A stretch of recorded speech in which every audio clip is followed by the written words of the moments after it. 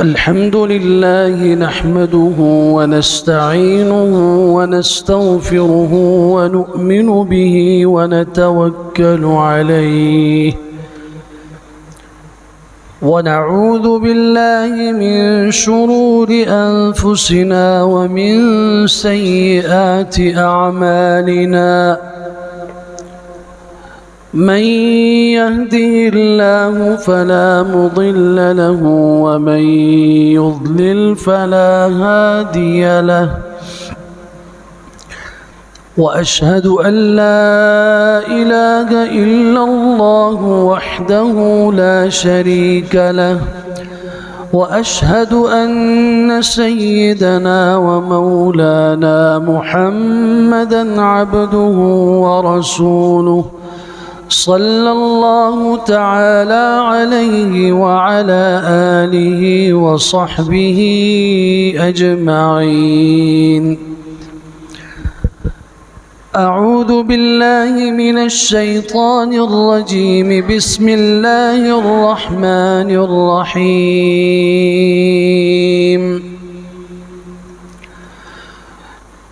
لقد جاءكم رسول من أنفسكم عزيز عليه ما عنتم حريص عليكم بالمؤمنين رؤوف رحيم.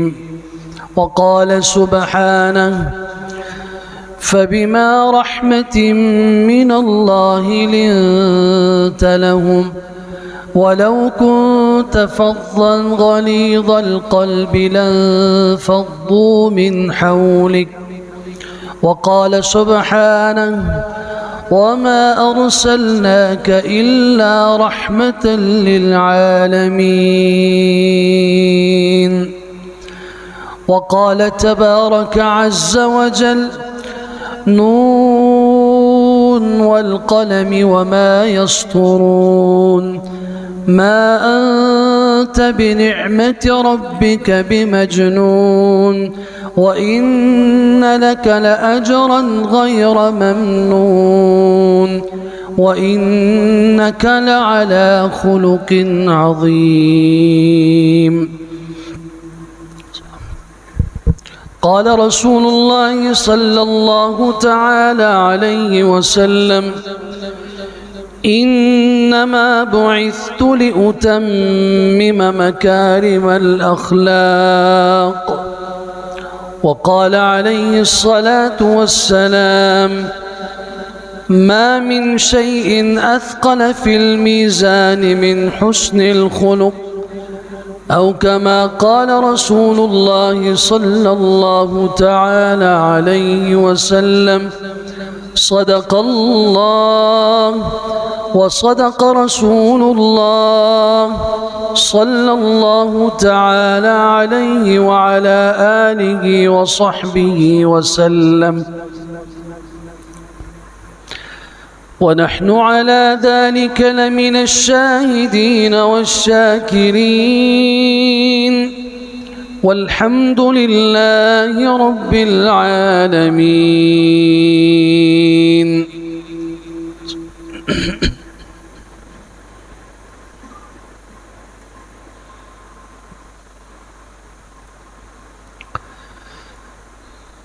रसूल अकरम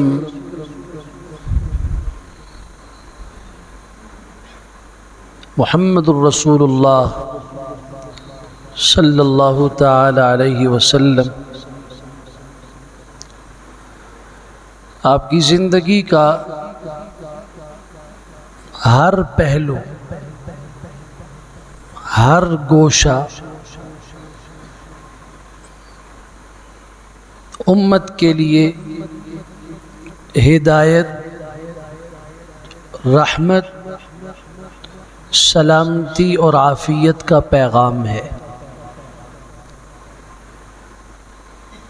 मगर पूरी दुनिया पर इमामुल अंबिया सल्लल्लाहु अलैहि वसल्लम की सीरत के जिस हिस्से और जिस पहलू ने سب سے گہرا اثر مرتب کیا،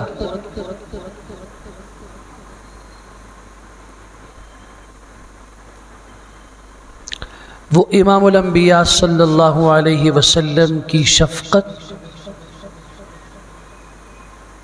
آپ کی مودت، آپ کی رحمت، آپ کی نرم دلی اور آپ کا اخلاق ہے۔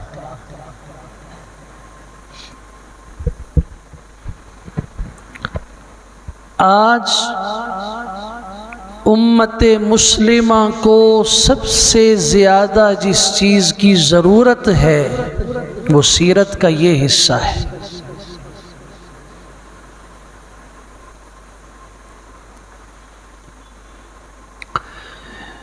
میں نے پہلے بھی عرض کیا تھا کہ رسول اکرم صلی اللہ علیہ وسلم کے ساتھ جس چیز کی نسبت ہے اس کا ذکر کرنا، اس سے عقیدت محبت رکھنا، اس کی تعظیم، اس کا ادب اور احترام کرنا، یہ ایمان کا ایک حصہ اور جز ہے۔ آپ کے صحابہ ہیں، آپ کے اہل بیت ہیں، آپ کا شہر ہے، اس شہر کی ایک ایک گلی ہے، آپ کی نماز ہے، آپ کی عبادات ہیں، آپ کے عقائد ہیں، معاشرت ہے، معاشیات ہیں، سیاسیات ہیں، اخلاقیات ہیں، آپ کے ساتھ جڑی ہوئی نسبت رکھنے والی ایک ایک چیز کو بیان کرنا، اس سے ہدایت لینا، عمل میں لانا اور اس کی تعظیم کرنا، یہ امت کے ذمہ واجب بھی ہے اور امت کے لیے ہدایت بھی ہے۔ لیکن سب سے بڑھ کر رسول اکرم صلی اللہ علیہ وسلم کی زندگی کا اور آپ کی سیرت کا جو ایک اہم ترین پہلو ہے، جسے آپ نے خود بیان کیا کہ اللہ نے مجھے بھیجا اس کے لیے ہے۔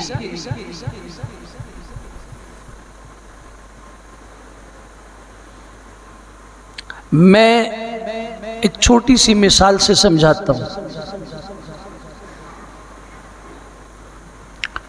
ایک شخص نماز کا بڑا پابند ہے، مسجد کے ساتھ بڑی عقیدت، لگاؤ، محبت رکھتا ہے، خدمت کرتا ہے، سردیاں ہوں، گرمیاں ہوں، بارش ہو، خزاں ہو، جو بھی ہو، وہ مسجد میں آتا ہے، اذان دیتا ہے، مسجد کے دروازے کھولتا ہے، سب سے پہلے مسجد میں آتا ہے اور سب سے آخر میں مسجد کے دروازے بند کر کے جاتا ہے۔ نمازی ہے، نیک اور صالح آدمی ہے، لیکن اس میں ایک کمی ہے اور وہ کمی ہے اخلاق کی۔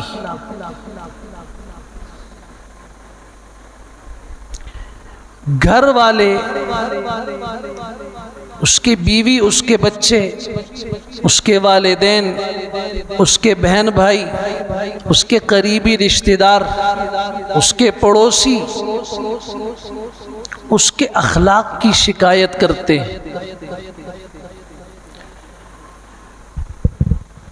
تو میں یہ نہیں کہتا کہ اس کی نمازیں ضائع ہیں، میں یہ بھی نہیں کہتا کہ اس کے اعمال بیکار ہیں، لیکن اتنی بات ضرور ہے کہ اس آدمی کے ان اعمال کا دوسرے آدمی کے لیے ہدایت کا کوئی اثر نہیں رکھتا۔ اس کا اور اس کے رب کا معاملہ ہے، لیکن اوروں کے لیے ہدایت کا سبب یہ آدمی نہیں بن سکتا۔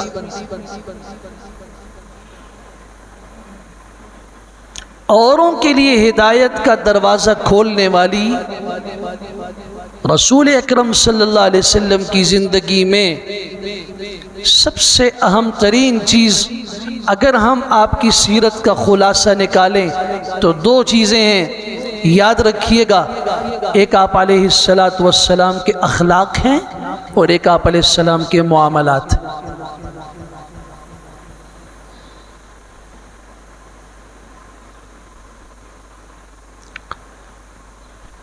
سیرت النبی کا یہ پہلو آج بہت کم بیان کیا جاتا ہے اور بہت ہی کم اس پہ ہم لوگ عمل کرتے ہیں۔ بہت مشکل ہوتا ہے، بہت مشکل ہوتا ہے جب انسان گھر میں قدم رکھے اور اس کی اہلیہ، اس کے بچوں میں سے کسی سے کوئی غلطی ہو جائے تو یہ بہت بڑا امتحان کا وقت ہوتا ہے اس شخص کے اخلاقیات کا۔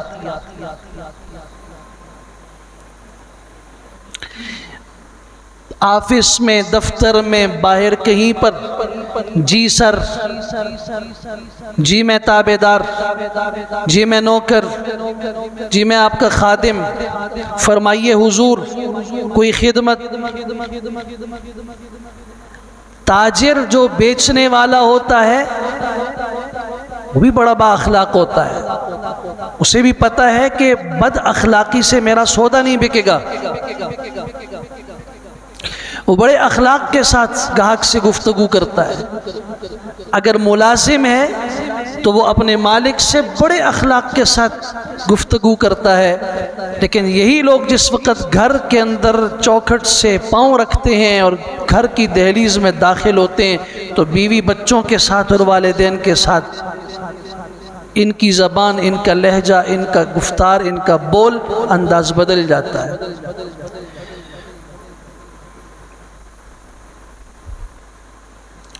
کئی لوگ ایسے دیکھے گئے جن کی اولادیں ان کے اخلاقیات سے اتنی تنگ ہیں کہ وہ یہ کہتے ہیں کہ اگر ہمارے والد صاحب دور کہیں سفر پہ چلے جائیں تو زیادہ بہتر ہے۔ اور میں اگر یہ بھی کہوں کہ بعض میں نے خود سنا اور ساتھیوں نے کہا کہ جی وہ ہمارے دادا جی ہیں، ہمارے چاچا جی، ہمارے والد صاحب ہیں، اگر وہ اللہ کے راستے میں 1 سال کے لیے چلے جائیں تو ہمیں بڑی خوشی ہوگی۔ تو اللہ کے راستے میں سال نہیں، ساری زندگی کے لیے، لیکن یہ گھر میں ان کے اخلاق سے تنگ ہو کر وہ کہہ رہے ہیں۔ ٹیچر 2 فائدے ہو جائیں گے، ایک تو اللہ کے دین کی خدمت اور دوسری بات یہ ہے کہ ہم جس ایذا سے گزر رہے ہیں اس سے بھی عافیت ہو جائے گی۔ یاد رکھیے کہ ایسے شخص کا اثر اوروں پر مثبت انداز میں نہیں پڑے گا، اور میں ہمیشہ اس کے اوپر گفتگو کیا کرتا ہوں وقتاً فوقتاً تاکہ ایک یاد دہانی رہے کہ رسول اکرم صلی اللہ علیہ وسلم کی پوری زندگی میں آپ نے جب یہ بات فرما دی تو قصہ ہی ختم کر دیا، انما بعثت لأتمم مکارم الاخلاق، میری بعثت کا مقصد ہی یہی ہے، مجھے اللہ نے بھیجا اسی لیے ہے کہ میں اخلاق اعلیٰ درجے پر امت کو پہنچا دوں، صرف با اخلاق نہ بناؤں، اخلاق کے اعلیٰ ترین درجے پر۔ اور یہ بات یاد رکھیے کہ اخلاق کے 3 درجے ہیں جو قرآن نے بیان کیا، احادیث میں۔ اخلاق حسنہ پہلا درجہ ہے، اخلاق کریمہ دوسرا درجہ ہے، اخلاق عظیمہ تیسرا درجہ ہے۔ اخلاق حسنہ کس کو کہتے ہیں؟ اچھے اخلاق، آپ کے ساتھ کسی نے اچھائی کی، نیکی کی، آپ نے بدلے میں اس کے ساتھ اتنی نیکی کر دی۔ آپ کے ساتھ کسی نے برائی کی، زیادتی کی، آپ نے بدلے میں اتنی کر دی، یہ اخلاق حسنہ ہے۔ آپ نے تجاوز نہیں کیا، برابر سرابر کا معاملہ رکھا، یہ اخلاق حسنہ ہے۔ اس سے اوپر ایک درجہ ہے، وہ درجہ ہے اخلاق کریمہ۔ آپ کے ساتھ کسی نے زیادتی کی، آپ نے بدلہ نہیں لیا، اسے معاف کر دیا، یہ اخلاق کریمہ ہے، اس کا درجہ اخلاق حسنہ سے اوپر ہے۔ لیکن ان دونوں سے اوپر سب سے بلندی پر جو اخلاق ہیں انہیں قرآن اخلاق عظیمہ کہتا ہے۔ یہ وہ اخلاق ہیں، آپ کے ساتھ کسی نے بدتمیزی کی، زیادتی کی، ظلم کیا، آپ کی حق تلفی کی، ناانصافی کی، گالی دی، آپ نے بدلہ نہیں لیا، معاف بھی کیا، اور بدلے میں آپ نے اس کے ساتھ اچھائی کر دی۔ صرف ایسا نہیں کہ بدلہ نہیں لیا، صرف یہ بھی نہیں کہ آپ نے معاف کر دیا، نہیں، آپ نے بدلہ نہیں لیا، معاف بھی کیا، اور ساتھ اس کی برائی کے بدلے میں آپ نے اس کے ساتھ اچھائی کا معاملہ کر دیا۔ قرآن سورہ فصلت کے اندر اعلان کرتا ہے وَلَا تَسْتَوِي الْحَسَنَةُ وَلَا السَّيِّئَةُ۔ یاد رکھو ایمان والو، یاد رکھو دنیا کے کونے کونے میں بسنے والو، کبھی بھی برائی اور نیکی برابر نہیں ہو سکتے، کبھی بھی بدی اور اچھائی ایک جیسے نہیں ہو سکتے۔ اگر کوئی آپ کے ساتھ برائی کرے تو اگر آپ کہیں کہ میں بدلے میں برائی کر کے اس کی برائی کو ختم کروں گا، اللہ کے قرآن کا فیصلہ یہ کبھی بھی برائی ختم نہیں ہوگی۔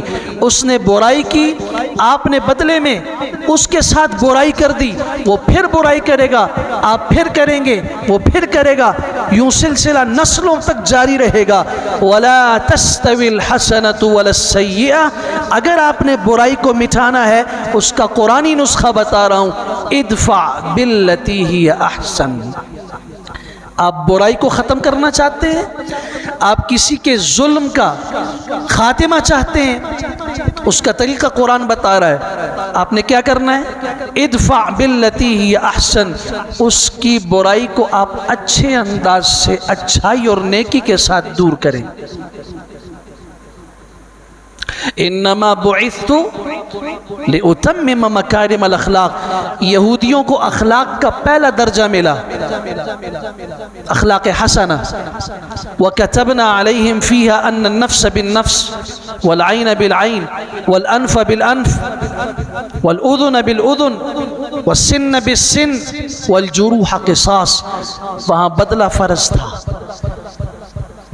کسی نے زیادتی کی اتنا بدلہ لے لو، آنکھ پھوڑی اس کی آنکھ پھوڑ دو، انگلی کاٹی ہاتھ توڑا انگلی کاٹ تو ہاتھ توڑ دو، آنکھ پھوڑ دی ناک توڑ دیا، کان کو نقصان پہنچایا، جتنی زیادتی اس نے کی ہے وَكَتَبْنَا عَلَيْهِمْ، ہم نے بنی اسرائیل پہ فرض کیا کہ وہ ایسا بدلے میں کریں۔ یہ اخلاق حسنت، زیادتی نہیں۔ اس کے بعد حضرت عیسیٰ علیہ السلام کی قوم آئی، اللہ نے انہیں اخلاق کا ایک اوپر والا درجہ دیا، اخلاق کریمہ دیے۔ آپ کے ساتھ کسی نے زیادتی کر دی، بدلہ نہ لو، معاف کر دو۔ چنانچہ آپ انجیل پڑھیے، عیسیٰ علیہ السلام کی تعلیمات پڑھیے، آپ نے اپنی امت کو سکھایا اگر تمہاری گال پر تمہارے چہرے پر کوئی تھپڑ مارے، وہ تھپڑ کھا لو، اسے بدلے میں جواب نہ دو۔ یہ اخلاق کریمہ ہے۔ اور آپ مجھے بتائیے یہ جو آخری امت ہے امام الانبیاء صلی اللہ علیہ وسلم کی، یہ امت سب سے اعلیٰ ہے یا نہیں؟ تو اس کی صفات بھی سب سے اعلیٰ ہونی چاہیے یا نہیں؟ اگر وہاں اخلاق حسنہ ہیں، عیسائیوں کو انجیل میں اخلاق کریمہ دیے گئے، اور ہم یہ کہتے ہیں کہ یہ امت آخر میں آئی، جنت میں سب سے پہلے جائے گی، یہ امت آخر میں آئی، لیکن آدم علیہ السلام کی امت سے لے کے حضرت عیسیٰ علیہ السلام کی امت تک، ان تمام امتوں میں، تمام امتوں کی سردار امت یہ امت محمدیہ صلی اللہ علیہ وسلم ہے۔ تو پھر اس کی صفات بھی اعلیٰ ہونی چاہیے، اس کے اخلاق بھی اعلیٰ ہونے چاہیے۔ چنانچہ اللہ نے مجھے اور آپ کو جو اخلاق دیے وہ پیغمبرانہ اخلاق دیے، اِنَّكَ لَعَلَىٰ خُلُقٍ عَظِيمٍ۔ اب سورہ قلم پڑھیے ذرا، نون والقلم وما یسطرون، 3 قسمیں کھائیں۔ ما انت بنعمت ربک بمجنون، اے میرے حبیب آپ اپنے رب کے فضل و احسان سے مجنون نہیں ہیں۔ وَإِنَّ لَكَ لَأَجْرًا غَيْرَ مَمْنُونَ، آپ کے لیے تو بے پناہ نہ ختم ہونے والا بے حساب اجر ہے۔ وَإِنَّكَ لَعَلَىٰ خُلُقٍ عَظِيمٍ، اور آپ اخلاق عظیمہ کے مالک ہیں۔ چنانچہ امام الانبیاء صلی اللہ علیہ وسلم کی پوری زندگی پڑھیے۔ میں نے کہا سب سے مشکل اخلاق کا مظاہرہ گھر میں ہوتا ہے۔ ہمارے ہاں تو یہ سمجھا جاتا ہے جتنا گھر میں بیوی اور بچوں کو دبا کے رکھو تو یہ ٹھیک رہیں گے، ان کے اوپر سختی رکھو تو یہ ٹھیک رہیں گے۔ امام الانبیاء صلی اللہ علیہ وسلم کے اخلاق بھی ذرا سنو۔ آپ نے فرمایا خیرکم خیرکم لأہلہ، تم میں سب سے بہترین انسان وہ ہے جو گھر والوں کے لیے بہترین،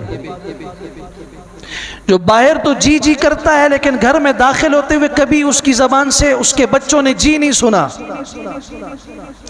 اس کی اہلیہ نے زندگی پر اس سے جی نہیں سنا۔ امام الانبیاء صلی اللہ علیہ وسلم نے فرمایا یہ بہتر نہیں ہو سکتا۔ خیرکم خیرکم لأہلہ، بچوں کے ساتھ معاملہ کیسے ہونا چاہیے؟ ہم تو کہتے ہیں کہ تشدد کرو، ڈرا کے رکھو، دبا کے رکھو۔ امام الانبیاء صلی اللہ علیہ وسلم کے ساتھ بچوں کا معاملہ یہ ہوتا تھا، اور بڑوں کا معاملہ یہ ہوتا تھا، غلاموں کا معاملہ یہ ہوتا تھا۔ جو ایک دفعہ حضور کی مجلس میں بیٹھا اس کا جی نہیں بھرتا تھا کہ میں یہاں سے اٹھ کے چلا جاؤں۔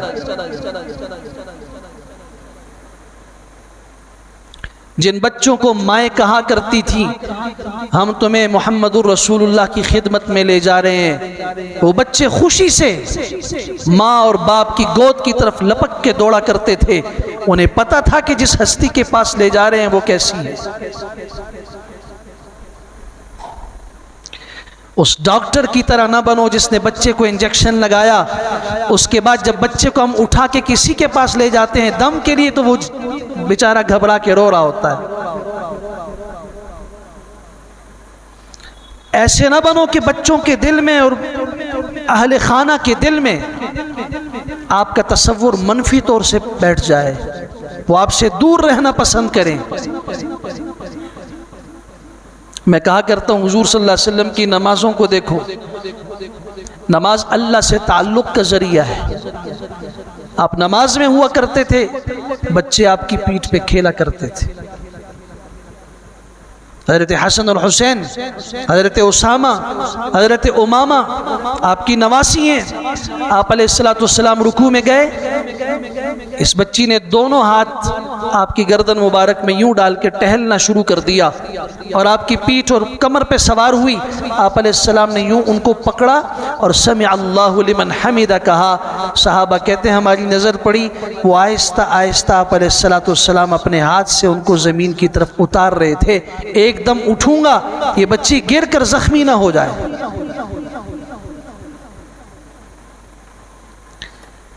اس لیے پھر بچوں کو محبت ہوتی ہے۔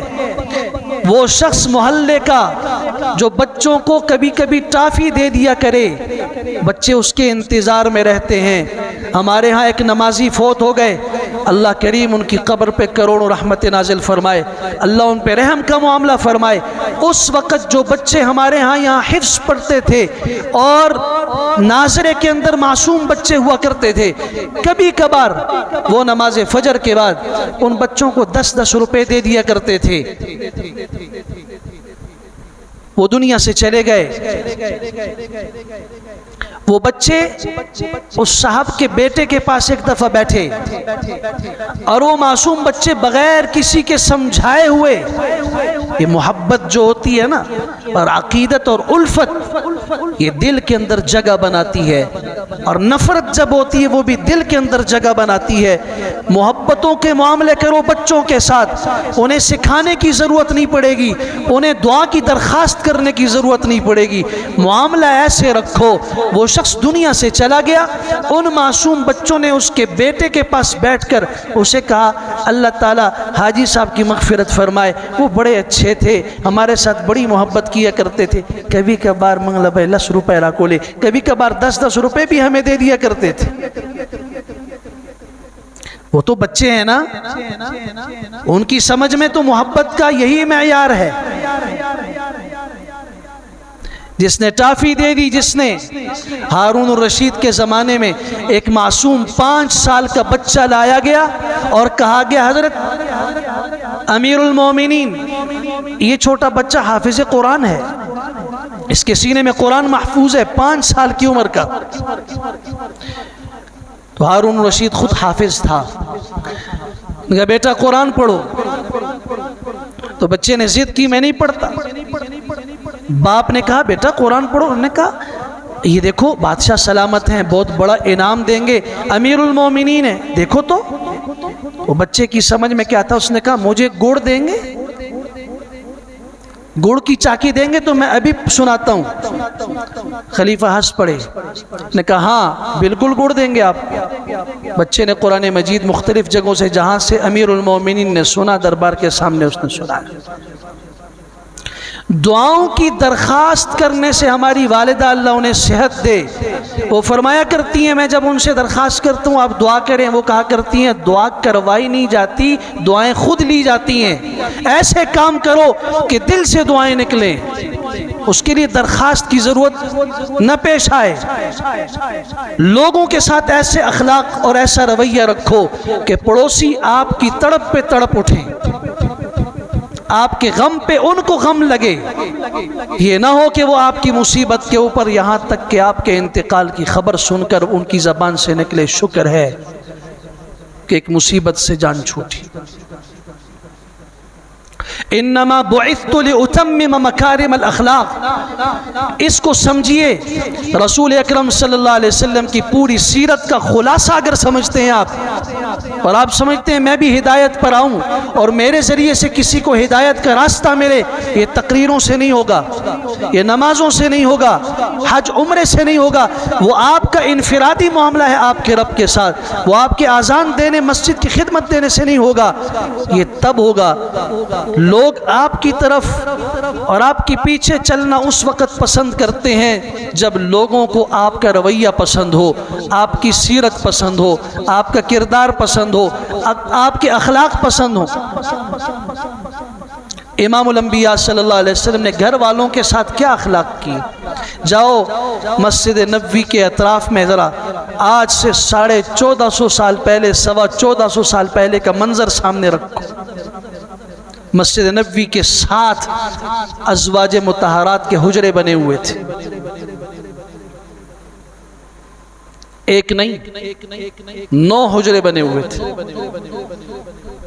9 بیویاں تھیں آپ کی بیک وقت، کل 11 ازواج، ایک وقت میں 9 بیویاں حیات تھیں۔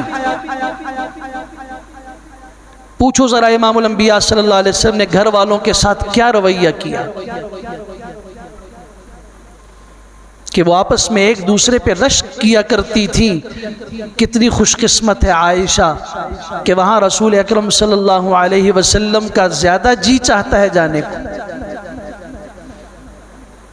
تو آپ علیہ السلام نے ان ازواج مطہرات کا دل رکھا، ایک ایک کی صفات بیان کی تاکہ کسی کے دل میں یہ نہ پیدا ہو کہ ہمارے شوہر میرے ساتھ کوئی فرق کا معاملہ کرتے۔ کبھی بھی کسی غزوے میں تشریف لے گئے، آپ نے قرآن اندازی کی، 9 بیویاں اکٹھی ساتھ نہیں لے جا سکتے، ایک جائے گی ساتھ، آپ نے قرآن اندازی کی، جس کا نام نکلا ان کو ساتھ لے گئے۔ آپ نے یوں دل رکھا، بچوں کا اس انداز سے دل رکھا، اور تو اور قریبی رشتہ داروں کے ساتھ، گھر کے والدین کے ساتھ۔ آج بیٹا اپنے باپ کو جب یہ کہتا ہے ابا جی تسی تے چپ کرو، استخلق غلیشا، مجھے بات کرنے دو. جب یہ باپ کو یہ کہتا ہے تو یہ قرآن مجید کی اس آیت کا کیا کرے گا؟ آؤ ذرا پیغمبر کے اخلاق، اس عظیم اخلاق کے مالک پیغمبر پر قرآن مجید سورہ بنی اسرائیل کی جو آیات اتری ہیں والدین کے حق میں، ان کے ساتھ آپ نے کیا معاملہ کرنا ہے؟ وَقَضَى رَبُّكَ أَلَّا تَعْبُدُوا إِلَّا إِيَّاهُ وَبِالْوَالِدَيْنِ إِحْسَانًا إِمَّا يَبْلُغَنَّ عِندَكَ الْكِبَرَ أَحَدُهُمَا أَوْ كِلَاهُمَا فَلَا تَقُل لَّهُمَا اف. یہ خطاب حضور کو ہے. مگر مجھے بتائیے کہ رسول اکرم صلی اللہ علیہ وسلم کے والدین حیات تھے؟ اب جب دنیا میں تشریف لائے تو آپ یتیمی کی حالت میں آئے. 6 سال کی عمر میں والدہ کا سایہ اٹھ گیا. آپ کے ماں باپ تو نہیں زندہ تھے. یہ قرآن کیوں کہہ رہا ہے فَلَا تَقُلْ لَهُمَا اف؟ آپ ان سے اف نہ کہیے. آپ کے ذریعے مجھے اور آپ کو پیغام دیا جا رہا ہے کہ جو امت کہتی ہے ہمیں فخر ہے کہ ہم محمد الرسول اللہ کے غلام ہیں، ہم پیغمبر کی امت میں ہیں، نبی آخر الزمان کی امت میں ہیں، انہیں یہ سمجھنا چاہیے کہ جو خطاب حضور کو ہے وہ آپ کو ہے. فَلَا تَقُلْ لَهُمَا اف، اف نہیں کہنا. گالی کہاں سے جائز ہو گئی؟ زبان درازی کہاں سے جائز ہو گئی؟ انہیں یہ کہنا کہ تسی چپ رہے ہو، یہ کہاں سے جائز ہو گیا؟ جہاں اف کی اجازت نہیں. اف کا مطلب کیا ہے؟ بیٹے کے پاؤں میں کانٹا چبھ گیا، اسے کوئی تکلیف اور درد محسوس ہوا، ماں باپ سامنے موجود ہیں. اگر یہ کہتا ہائے میں مر گیا، ہائے میری ٹانگ، ہائے بہت بڑا جملہ ہے، اف بھی نہیں. آپ کو تکلیف پہنچی، آپ کی زبان سے لفظ اف نکلے گا، یہ آپ کی زبان سے نکلے گا، لیکن آپ کی ماں کے دل کو چیر کے رکھ دے گا کہ یہ میرے بیٹے کو کیا ہوا. اتنا تکلیف ماں کو نہ پہنچاؤ. تکلیف تمہیں ضرور پہنچی ہے لیکن تمہاری اف سے ان کے دل کو تکلیف پہنچے گی، اس لیے اپنی تکلیف میں ماں باپ کے سامنے اف کرنے کی اجازت بھی نہیں ہے. وَلَا تَقُلْ لَهُمَا اف وَلَا تَنْهَرْهُمَا، انہیں جھڑکنا نہیں. وَقُلْ لَهُمَا قَوْلًا كَرِيمًا، اور اگر کبھی ان سے بات کرنے کا موقع ملے تو کریمانہ انداز سے بات کرنا. کریمانہ انداز کا مطلب کیا ہے؟ اس کی مثال حضرت حسن بصری رحمت اللہ تعالی نے دی ہے. جیسے کسی آقا کے غلام سے غلطی ہو جائے اور اسے پتہ ہو کہ میرے آقا کو میری غلطی کا پتہ چل گیا ہے، اور آقا نے اس غلام کو اپنے پاس بلایا ہو ادھر آؤ اور کہا تم نے یہ غلطی کی، تم نے یہ جرم کیا، تو وہ غلام اپنے آقا کے سامنے کیسے جواب دے گا؟ چونکہ غلامی کا زمانہ نہیں ہے، لیکن آپ استاد اور شاگرد کے بیچ میں مثال سے سمجھ سکتے ہیں. کسی طالب علم سے شاگرد سے غلطی ہو جائے اور استاد اسے بلائے کہ تم نے ایسا کیا ہے، تو وہ کیا کہتا ہے؟ جی غلطی ہو گئی، جی استاد جی آئندہ نہیں ہوگا، میں توبہ کرتا ہوں، پھر شکایت کا موقع نہیں ملے گا. جس انداز سے یہ غلام اور یہ شاگرد اپنی غلطی کے معلوم ہونے پر اپنے استاد اور اپنے آقا کے سامنے بولتا ہے، اس انداز سے ماں باپ کے سامنے بولنے کو قُلْ لَهُمَا قَوْلًا كَرِيمًا کہا جاتا ہے. بس نہیں، وَاخْفِضْ لَهُمَا جَنَاحَ الذُّلِّ مِنَ الرَّحْمَةِ، شفقت کے ساتھ اپنے پہلو ان کے سامنے جھکائے رکھو. یہ بازو ہیں نا، یہ پہلو ہیں ہمارے. ماں باپ کے سامنے یہ دونوں بازو نیچے ہونے چاہیے، تقریر ان کے سامنے نہیں ہونی چاہیے. ماں باپ سے بولنا پڑے ہاتھ انگلی اس طرح نہ اٹھاؤ. وَاخْفِضْ لَهُمَا جَنَاحَ الذُّلِّ، ذلت سے، عاجزی سے، مسکنت اور تابعداری کی انتہا کر دو. ماں باپ کے سامنے ہاتھ میں نیچے. اور صرف یہ نہیں، وقل، اور اپنے رب سے یہ دعا کرتے رہو، رب ارحمہما کما ربیانی صغیرا، اللہ میرے ماں باپ پہ ایسے رحم فرما جیسے بچپن میں انہوں نے میری تربیت کی۔ بچپن میں کس محبت کے ساتھ تربیت کی گئی، کبھی باپ کی گود میں پیشاب کر دیا، کبھی ماں کے پہلو میں پیشاب کر دیا، اور پاخانہ اور گندگی کر دی، اس ماں نے کبھی بھی ناک نہیں چڑھائی، اٹھا کے صاف کر کے دھلا کے پھر۔ کبھی کبھار پیٹ کے خراب ہونے کی صورت میں گھنٹے میں 10 مرتبہ قضاء حاجت تم نے کی، ماں نے ایک مرتبہ شکایت نہیں کی۔ قل رب ارحمہما کما ربیانی صغیرا، یہ اخلاق کا وہ پہلو ہے جو امام الانبیاء صلی اللہ علیہ وسلم کو اللہ نے بتایا، اور آپ نے اپنی امت کو تعلیم دی اور فرمایا میرے صحابہ، اگر میں تمہیں نماز پڑھا رہا ہوتا اور میں نے سورہ فاتحہ شروع کر رکھی ہوتی، مجھے میری ماں حجرے کا دروازہ اور کھڑکی کھول کے آواز دیتی یا محمد، میں کہتا لبیک یا امی، میں نماز توڑ کے اپنی ماں کی طرف چلا جاتا۔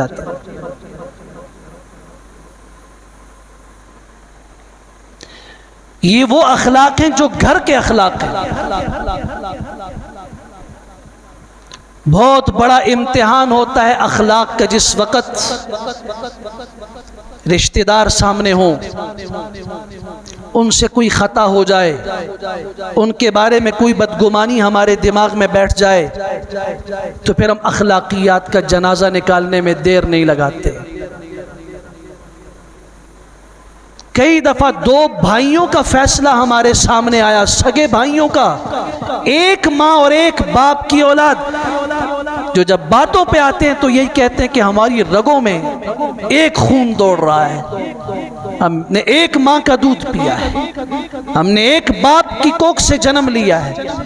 لیکن جس وقت ان میں نفرت پیدا ہوئی تو اللہ کی قسم فیصلوں میں ہم نے یہ جملے سنے، یہاں سے کہا گیا استاد جی، مفتی صاحب، عالم دین صاحب، قاضی صاحب، اگر مجھے جہنم میں جانا پڑے مجھے وہ قبول ہے، لیکن میں اسے ایک پائی دینے کے لیے تیار نہیں ہوں۔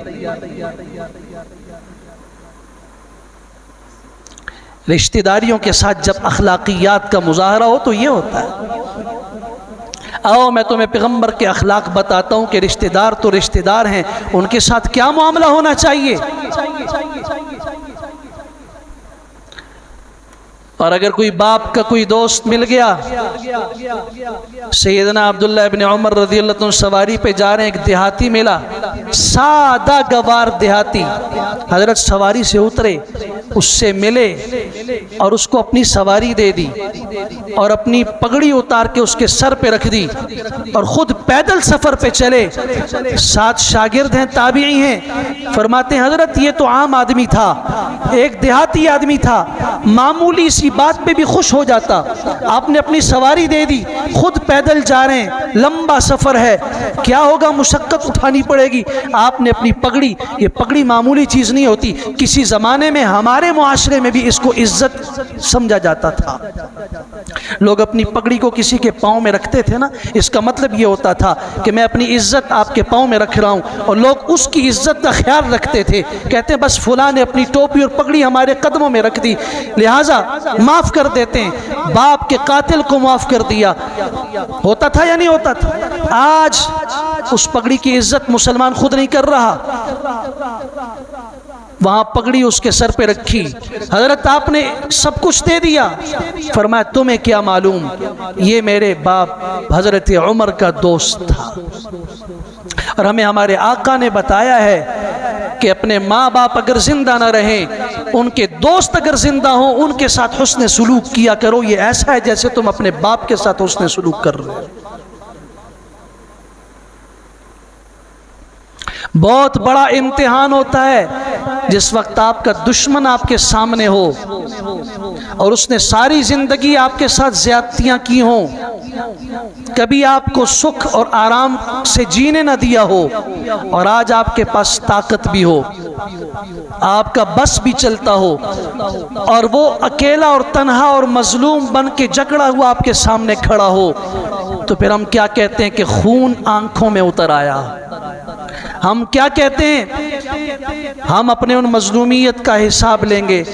آؤ سیدنا ابو ہریرہ رضی اللہ تعالیٰ عنہ کی وہ حدیث پڑھو جو سنن ترمذی میں موجود ہے، مسلم کے اندر موجود ہے. صحابی رسول آئے، یا رسول اللہ ان لی قرابہ، میرے کچھ رشتہ دار ہیں بڑے زیادتی کرنے والے ہیں. 3 باتیں رشتہ داروں کے متعلق کہیں، اور غور کیجئے وہ آج ہم میں سے ہر ایک کے دل میں اپنے رشتہ دار کے متعلق موجود ہیں. ان لی قرابہ، میرے کچھ رشتہ دار ہیں، اصلہم ویقطعونی، میں ان سے جوڑ کے رکھتا ہوں وہ توڑ کے رکھتے ہیں. میں رشتہ داری جوڑتا ہوں وہ توڑتے ہیں. اللہ اکبر، غور کیجئے ذرا. وَأَحْسَنُ إِلَيْهِمْ وَيُسِيئُونَنِي، میں ان کے ساتھ اچھائی کرتا ہوں وہ بدلے میں ہمیشہ برائی کرتے ہیں. وَأَحْلُمُ عَنْهُمْ، میں انہیں برداشت کرتا ہوں. وَيَجْهَلُونَ عَلَيْهِ، وہ ہمیشہ میرے ساتھ زیادتی اور جہالت کا معاملہ کرتے ہیں. 3 باتیں کہیں رشتہ داروں کے متعلق. جواب کیا ہونا چاہیے؟ سر آپ اپنے آپ سے پوچھیں. میرے پاس ہر ایک آدمی دل میں 1 منٹ کے لیے سوچے، میرے پاس ایک شخص آ گیا اور وہ مجھ سے یہ 3 باتیں کہہ رہا ہے، میرا جواب کیا ہوگا؟ پر ہم بوتھے تھے مارو، ختم کرو تعلق، تم کوئی محتاج ہو اس کے، راستہ بدل دو. جب وہ نہیں کر رہا تو تم بھی چھوڑ دو. یہ کہہ رہے ساری زندگی میری گزری، ساری زندگی، ایک دفعہ نہیں. جب بھی میں حسن سلوک کرتا ہوں میرے ساتھ زیادتی کرتے ہیں، میں جوڑتا ہوں وہ توڑتے ہیں، میں انہیں معاف کرتا ہوں میرے اوپر زیادتی کرتے ہیں. آؤ اخلاق عظیمہ کے اس پیغمبر کی عظیم اخلاق کی بات سنو. امام الانبیاء صلی اللہ علیہ وسلم نے فرمایا اگر ایسا ہی ہے جیسے تم کہہ رہے ہو تو پھر اپنا یہ سلوک جاری رکھو. جب تک تم اپنا یہ معاملہ ان کے ساتھ جاری رکھو گے اللہ ایک فرشتے کو تمہارا مددگار بنائے رکھے گا.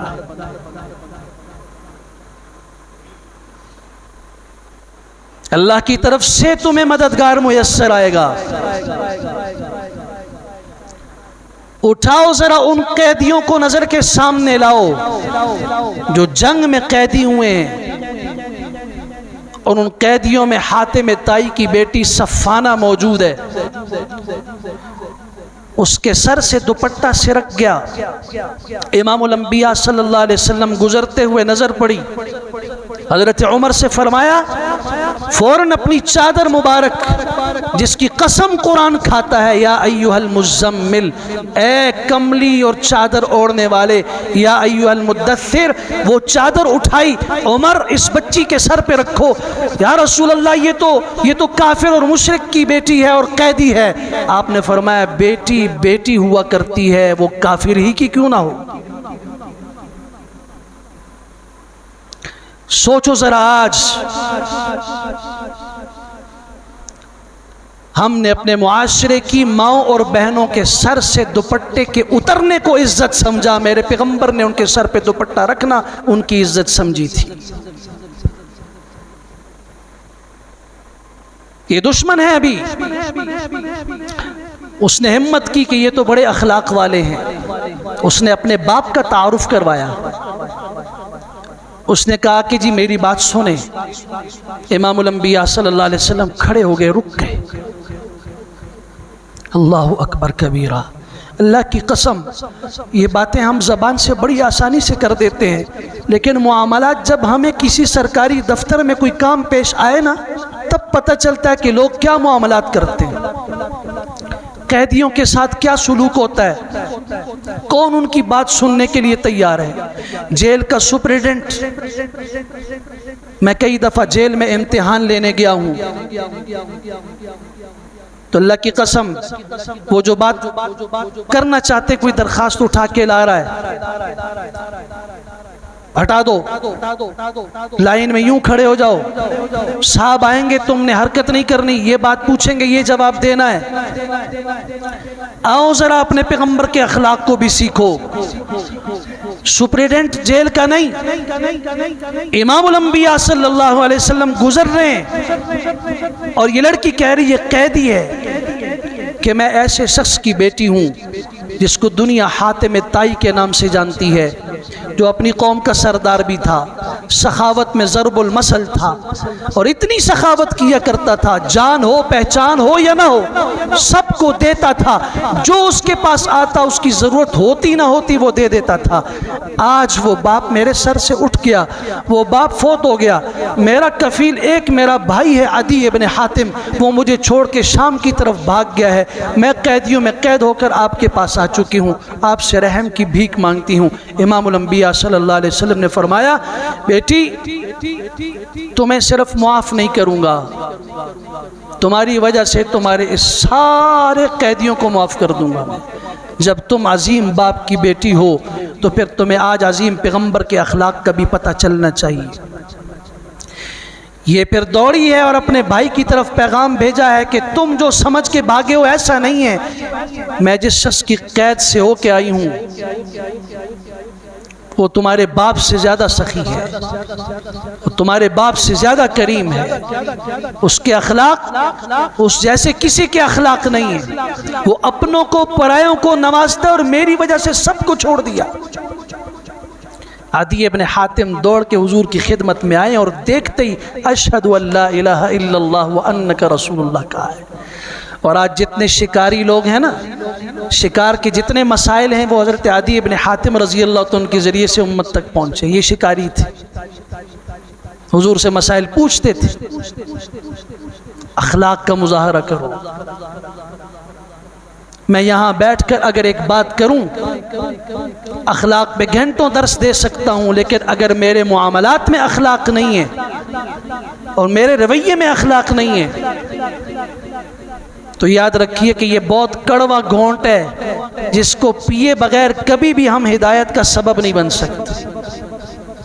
یہ تبلیغی جماعت والے اللہ تعالیٰ نے جزائے خیر عطا فرمائے، یہ جب کسی بستی میں جاتے ہیں ان کو بڑوں نے کیا سکھایا ہوا ہے کہ شاید لوگ تمہارے بستر باہر پھینک دیں، ہو سکتا ہے کہ لوگ آگے محبت کا معاملہ نہ کریں، مسجد کو بند کر دیں، ہو سکتا ہے کہ لوگ تمہارے ساتھ نفرت کا معاملہ کریں، تم نے کیا کرنا ہے؟ جواب نہیں دینا، تم نے بستی سے باہر بیٹھ کر پہلے دعا کرنی ہے، اے اللہ اس بستی کے اندر ہمارا داخلہ خیر کا فرما، اللہ ہمیں اللہم اہد بنا، اللہ ہمارے ذریعے قوم کو ہدایت عطا فرما۔ یہ اس پیغمبر صلی اللہ علیہ وسلم کی دعاؤں میں سے ہے۔ طائف کے سفر کو دیکھ لیجئے، جنہوں نے پتھر مارے تھے، جبرائیل نے آ کے کہا تھا یہ پہاڑوں کا فرشتہ، ہواؤں کا فرشتہ، سمندر کا فرشتہ، زمین پر مقرر فرشتہ موجود ہے میرے ساتھ، اگر آپ حکم دیں تو زمین انہیں نگل لے، دو پہاڑ انہیں پیس کے رکھ دیں، سمندر کی لہریں اٹھا کے انہیں ڈبو کے غرق کر دیں، ہوائیں اڑا کے ان کا نام و نشان مٹا دیں۔ آپ نے فرمایا اللہم اہد قومی فانہم لا یعلمون، اللہ میری اس قوم کو ہدایت عطا فرما، انہیں پتہ نہیں ہے۔ اللہم اہد دوسن، قبیلہ دوس کا سردار عامر بن طفیل آتا ہے، اللہ کے رسول بد دعا کیجئے میری قوم کے لیے اللہ انہیں ہلاک کر دے، آپ بد دعا کریں۔ امام الانبیاء کے ہاتھ اٹھے ہیں، اللہم اہد دوسن فانہم لا یعلمون، اللہ قبیلہ دوس کو ہدایت عطا فرما۔ وہ صحابی کہتے ہیں میں اپنی قوم کی ہلاکت کی دعا کرنے آیا تھا اور پیغمبر کی زبان سے نکل رہے اللہم اہدہم، اللہ انہیں ہدایت عطا فرما۔ کبھی فرمایا اللہم اہد ثقیفا، اللہ طائف والوں کو ہدایت عطا فرما۔ بہت بڑا مشکل ہوتا ہے جس نے آپ کا خون بہایا ہو، جس نے آپ پہ تشدد کیا ہو، جس نے آپ کے ساتھ زیادتی کی ہو، آپ راتوں کو اٹھ کے اس کے لیے دعائیں کر رہے ہوں، بہت مشکل معاملہ ہے، لیکن اخلاق عظیمہ اسی کو کہا جاتا ہے۔ کبھی یہودی بچہ ہے، اس کی عیادت کے لیے حضور اس کے گھر پہ جا رہے ہیں، اس کے سرانے پہ بیٹھ رہے ہیں اور اسے کہہ رہے ہیں کہ کلمہ طیبہ پڑھ لو کامیاب ہو جاؤ گے۔ اس کی آخری سسکیاں ہیں، وہ اپنے باپ کی طرف یوں دیکھتا ہے، صحیح بخاری کے الفاظ ہیں، باپ کہتا ہے اطع ابو القاسم، ابو القاسم جو کہہ رہے ہیں وہ مان لو، کیا زبردست اخلاق ہیں اور کیا دل کا بدلنا ہے. وہ یہودی کا بیٹا ہے مگر آپ جب اخلاق کا مظاہرہ کرتے ہیں اخلاق دشمن کے سینے کو چیر کر اندر راستہ بناتے ہیں. آپ گئے وہ یہودی ہے, بیٹے کو کہہ رہے اطیع ابو القاسم, ابو القاسم کی بات مان لو. اس کی زبان سے نکلتا ہے لا الہ الا اللہ محمد الرسول اللہ, اس کی جان نکل جاتی ہے. اور امام الانبیاء وہاں سے نکلتے ہوئے اللہ کی تعریف کر رہے ہیں الحمدللہ الذی انقذ بی نسمۃ من النار. اللہ ساری تعریفیں تیرے لیے ہیں کہ میری وجہ سے ایک جان کو جہنم سے تو نے بچا لیا. کبھی خیبر کا معرکہ ہے, یہ تو کہا جاتا ہے کہ حضرت علی رضی اللہ تعالیٰ نے خیبر کا میدان فتح کیا, مرحب کو ایک وار سے قتل کیا, خیبر کا دروازہ اکھاڑا, سب بالکل ٹھیک ہے, سیرت میں موجود ہے. لیکن جانے سے پہلے جو حضور نے تلقین کی ہے اس پہ ذرا توجہ دینے کی ضرورت ہے.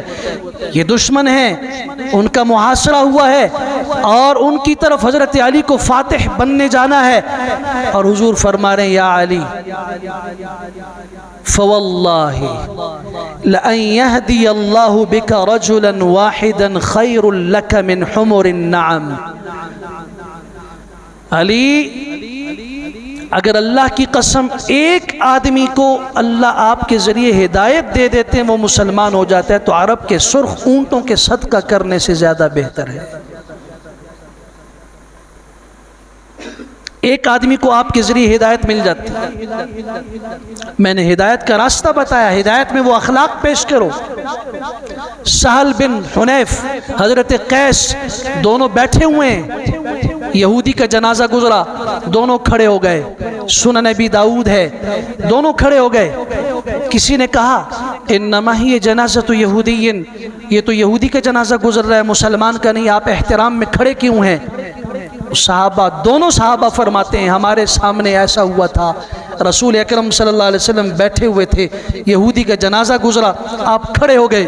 کسی نے اسی طرح کہا تھا انما ہی جنازۃ یہودی, یا رسول اللہ یہ کسی یہودی کا جنازہ ہے, مسلمان کا نہیں, آپ کیوں کھڑے ہوئے؟ آپ نے فرمایا الیست نفسا, کہ یہ انسان نہیں ہے؟ کیا یہ آدم علیہ السلام کی اولاد میں سے نہیں تھا؟ وہ اس کے رب کا معاملہ ہے, اس سے حساب میں نہیں لے گا, میں نے نہیں لینا, حساب اللہ لے گا جس کے سامنے وہ جا رہا ہے. لیکن مجھے جس چیز کا حکم ہے الیست نفسا, یہ یہودی کے بارے میں اگر کہا ہے تو آج مسلمان بھائی اور مسلمان پڑوسی اور پھر ماں اور باپ اور بیوی اور بچے اور رشتہ دار اور دوست اور احباب اور کائنات میں بسنے والے یہ انسان کیا الیست نفسا نہیں ہے؟ کیا یہ اس میں نہیں آتے؟ اٹھاؤ فتح مکہ کے موقع پر ایک دن میں 2000 آدمی مسلمان ہوئے ہیں, 2000 آدمی ایک دن میں. کیوں؟ کہ سب کانپ رہے ہیں اور سب کے بدن پہ رونگٹے کھڑے ہیں کہ آج ایک ایک ظلم کا حساب ہوگا. آج وہ جو 13 سال ہم نے آج سے 8 سال پہلے ان مسلمانوں کے ساتھ زیادتیاں کی, آج یہ فاتحانہ طور پہ داخل ہو رہے ہیں, ان کی قوت ہے, طاقت ہے. ہم قیدی بن جائیں گے, ہماری بیویاں غلام بن جائیں گی, باندیاں بن جائیں گی, بازاروں میں بکیں گی, ہمارے بچے بکیں گے, غلام بنائے جائیں گے, ہمیں مارا پیٹا جائے گا, سر قلم کیا جائے گا. یہ کانپ رہے ہیں. اور ایسے میں کسی صحابی کی زبان سے نکلا, حضرت ابو عبیدہ ابن الجراح, سبحان اللہ, کمانڈر ہیں, یہ فاتح بیت المقدس ہیں, عظیم صحابی ہیں. ان کی زبان سے نکلا الیوم یوم الملحمہ, آج شدید جنگ کا دن ہے, آج حساب و کتاب ہم برابر کر دیں گے. امام الانبیاء صلی اللہ علیہ وسلم نے فرمایا نہیں, الیوم یوم المرحمہ, آج رحم کا دن ہے. وما ارسلناک الا رحمتا للعالمین, ہم نے آپ کو رحمت بنا کے بھیجا ہے, عالمین کے لیے بھیجا ہے, للمسلمین نہیں, للمؤمنین نہیں, للعلماء نہیں, للعالمین. وقت نہیں ورنہ میں بتاتا کہ حضور کی رحمت کا حصہ پرندوں کو بھی ملا, چیونٹیوں کو بھی ملا, وما ارسلناک الا رحمتا للعالمین، یہ رحمت آئی کہاں سے؟ فبما رحمت من اللہ لنت لہم، اللہ کا فضل ہے، اللہ نے آپ کو نرم کر دیا۔